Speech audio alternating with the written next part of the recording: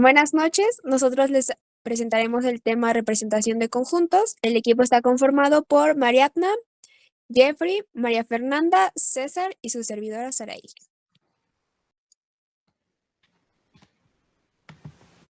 Yo voy a empezar con la introducción, que aquí podemos decir que los conjuntos se definen por compresión o por extensión.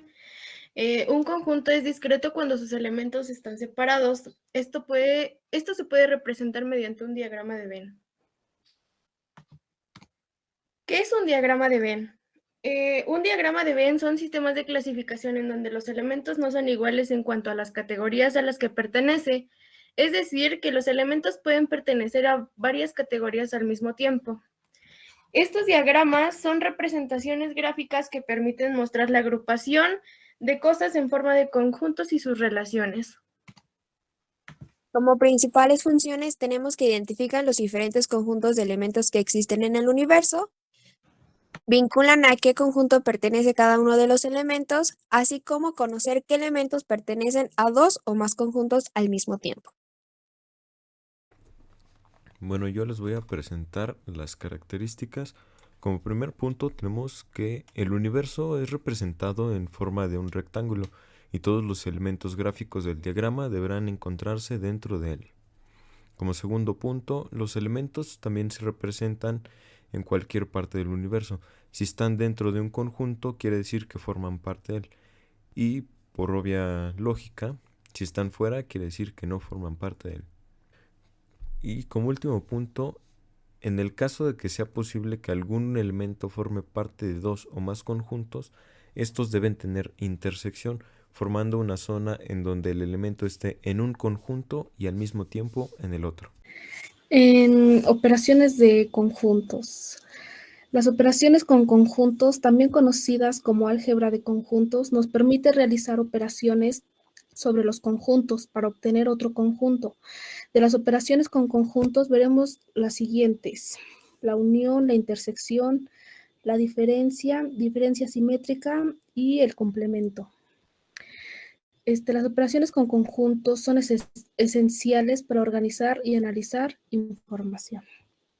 También tenemos la diferencia de conjuntos, que es la operación que nos permite formar un conjunto, en donde dos conjuntos, el conjunto resultante y el que tendrá todos los elementos que pertenecen al primero, pero no al segundo. Es decir, dados dos conjuntos A y B, la diferencia de los conjuntos entre A y B estará formado por todos los elementos de A que no pertenezcan a B.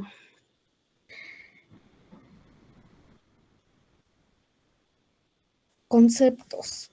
Conjunto universal o universo.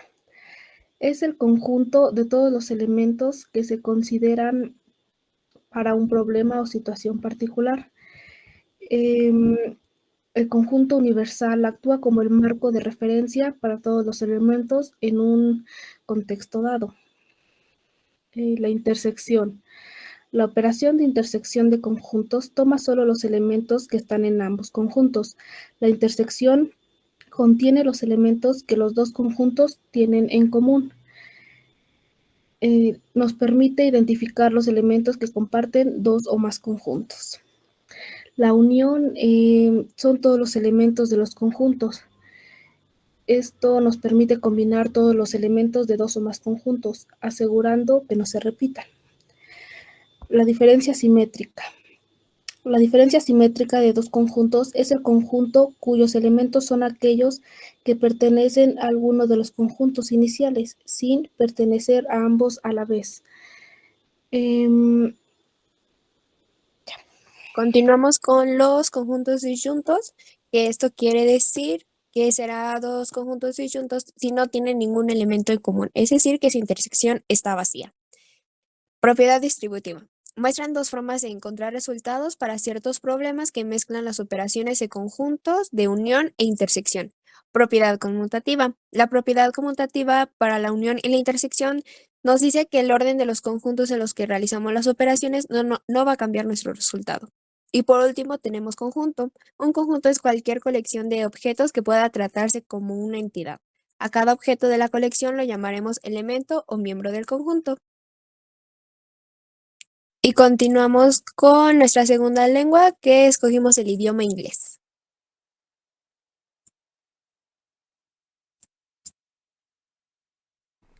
Bueno, también les presentamos aquí una sección de unos ejercicios resueltos. Como primer problema tenemos que en un grupo de 50 estudiantes, 30 estudian matemáticas, 25 estudian física y 15 estudian ambas materias. Aquí la pregunta es, ¿cuántos alumnos no estudian ninguna de las dos materias? Como primer punto, tenemos que representar la información utilizando diagrama de Venn. Y como segundo punto, tenemos que calcular el número de estudiantes que no estudian ninguna de las dos materias. Dentro de la solución tenemos como número 1 definir los conjuntos, donde conjunto A son los que estudian matemáticas y el conjunto B son los que estudian física. Como segundo punto tenemos que rellenar la intersección, que es la zona donde se superponen los círculos de los conjuntos que estudian ambas materias, que en este caso la intersección es de 15. Como tercer punto tenemos que rellenar el resto de los círculos. En el círculo A, fuera de la intersección, se coloca la diferencia entre el número total de alumnos que estudian matemáticas y los que estudian ambas materias, que en este caso es 30 menos 15, nos da un resultado igual a 15. En el círculo B, fuera de la intersección, se coloca la diferencia entre el número total de alumnos que estudian física y los que estudian ambas, que en este caso es 25 menos 15, nos da un igual a 10. Y por último, tenemos que calcular el número de alumnos que no estudian ninguna de las dos materias. Como primer lugar, tenemos que sumar los estudiantes de cada sección del diagrama, que nos da un total de 40. Y por último, tenemos que restar esta suma del número total de estudiantes, que nos da un resultado de 10. Esto nos deja como respuesta que 10 alumnos son los que no estudian ninguna de las dos materias. Aquí tenemos una representación sobre el diagrama de Venn.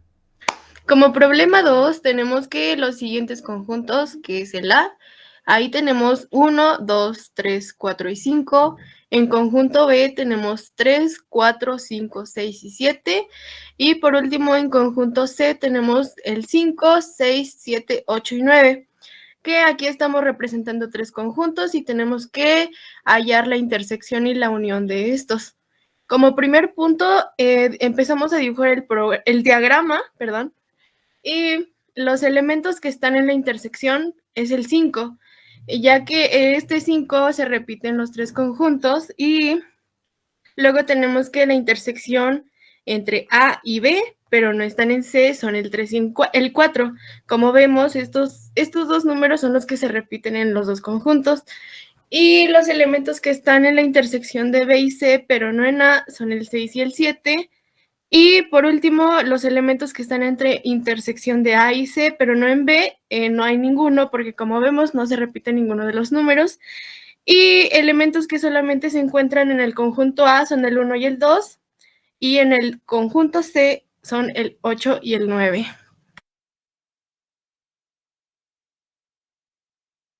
Luego tenemos la intersección, pues como ya vimos, de los tres conjuntos es el número 5.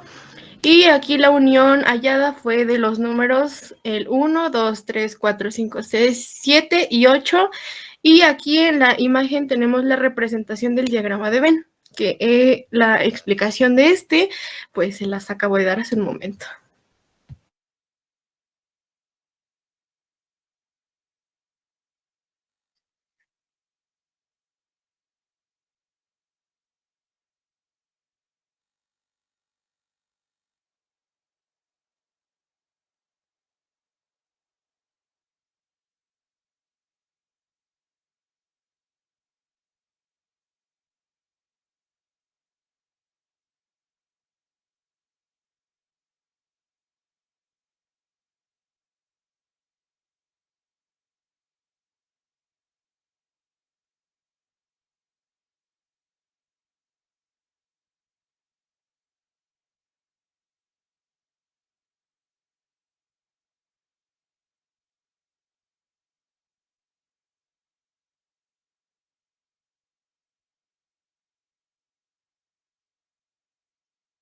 Esperamos puedan resolver estos problemas que les acabamos de presentar y si quieren corroborar sus resultados, pues aquí nos tienen.